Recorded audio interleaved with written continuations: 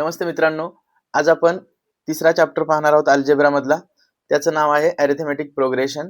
Arithmetic progression या chapter मध्ये 2 ते 3 फक्त फॉर्म्युले लक्षात ठेवायचे आणि तो अख्खा चॅप्टर आपल्याला त्या ठिकाणी कव्हर होतो.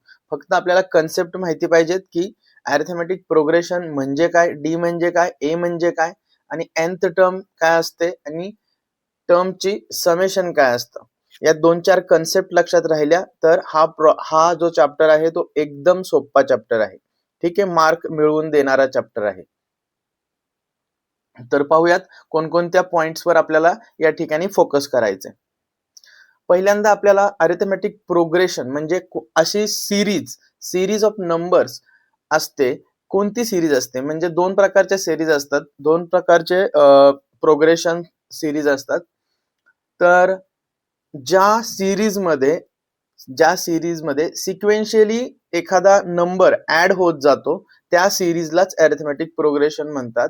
परंतु ज्या सिरीजमध्ये एखादा नंबर सिक्वेन्शियली मल्टिप्लाय होतो, म्हणजे बघा या उदाहरणामध्ये पहिली टर्म 3 आहे आणि दोन्ही उदाहरणांमध्ये पहिली टर्म 3 आहे आणि दुसरी टर्म ही गुणिले 2 केलं तर 6 येते आणि अधिक 5 केलं, ऍडिशन केलं 2चं तर 5 येईल. ऍडिशन करत गेले तर जी सिरीज तयार होते, 2ची ऍडिशन प्रत्येक वेळेस करत गेलं तर जी सिरीज तयार होती त्यालाच अरिथमेटिक प्रोग्रेशन सिरीज असं म्हणतात. परंतु 2 जिथे प्रत्येक वेळेस मल्टिप्लाय होतो त्या सिरीजला अरिथमेटिक प्रोग्रेशन म्हणत नाहीत मित्रांनो. ही गोष्ट लक्षात ठेवा, त्याला जिओमेट्रिकल प्रोग्रेशन असं म्हणतात. ठीक आहे, आता या चॅप्टर मध्ये आपण फक्त अरिथमेटिक प्रोग्रेशन असं बघतोय. त्यामुळे जी 3, 5, 7, 9, 11, 13 ज्यामध्ये सिक्वेन्शियली 2 प्रत्येक वेळेस ऍड होत जातोय त्या सिरीजलाच अरिथमेटिक प्रोग्रेशन असं म्हणतात. 1 मार्काच्या प्रश्नांमध्ये अरिथमेटिक प्रोग्रेशन आहे की नाही, एपी आहे की नाही असं सरळ सरळ विचारू शकतात आपल्याला परीक्षेमध्ये. त्यानंतर अरिथमेटिक प्रोग्रेशनचं आणखीन एक आपल्याला कॅरेक्टरिस्टिक जे सांगता येईल ते असं की in the given sequence if the difference between two consecutive terms, that is t n plus 1 minus t n is constant, म्हणजे त्याच्यामधला प्रत्येक सक्सेसिव्ह जी टर्म असते आणि त्याच्या अगोदरची टर्म असते त्यांच्यामधला डिफरन्स जो आहे तो प्रत्येक वेळेस कॉन्स्टंट असणार आहे, त्यालाच आपण या ठिकाणी डी असं म्हणतो. म्हणजे अरिथमेटिक प्रोग्रेशन ही अशी सिरीज असते ज्यामध्ये 2 ज्या कॉन्झिक्युटिव्ह टर्म्स आहे त्याच्यामधला डिफरन्स प्रत्येक वेळेस हा कॉन्स्टंटच असतो मित्रांनो. तेव्हाच त्या सिरीजला अरिथमेटिक प्रोग्रेशन असं म्हटलं जातं. या ठिकाणी पहिला जो फॉर्म्युला लक्षात ठेवायचा nth टर्मचा.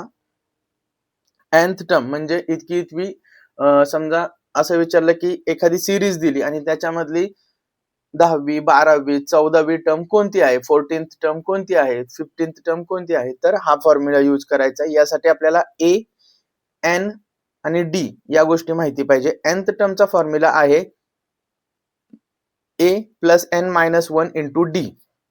या ठिकाणी कॅल्क्युलेशन आणि साइन यांचं नॉलेज जर परफेक्ट असेल तर व्हॅल्यू पुट करून आपण nth टर्म आरामशीर काढू शकतो मित्रांनो.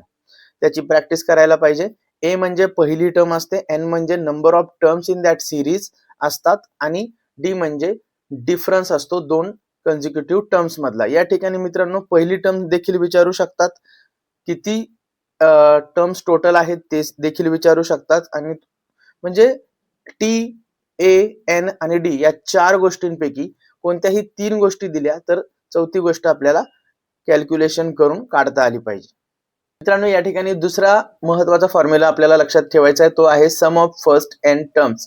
याचा फॉर्म्युला आहे Sn is equal to n upon 2 into 2a plus n minus 1 into d.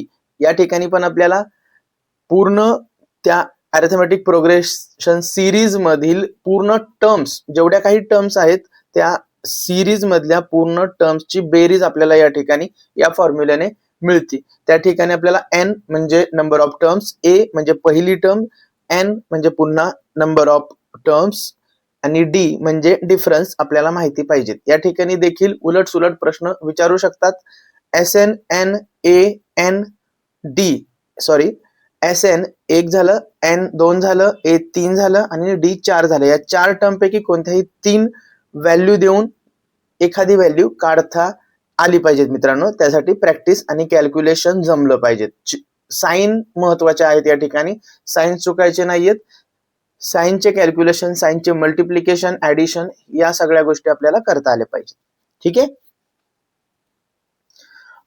पुढे लास्ट म्हणजे काय तर ऍप्लिकेशन बेस्ड वर्ड प्रॉब्लेम आले तर त्याला आपल्याला व्यवस्थितरित्या टॅकल करता आली पाहिजे.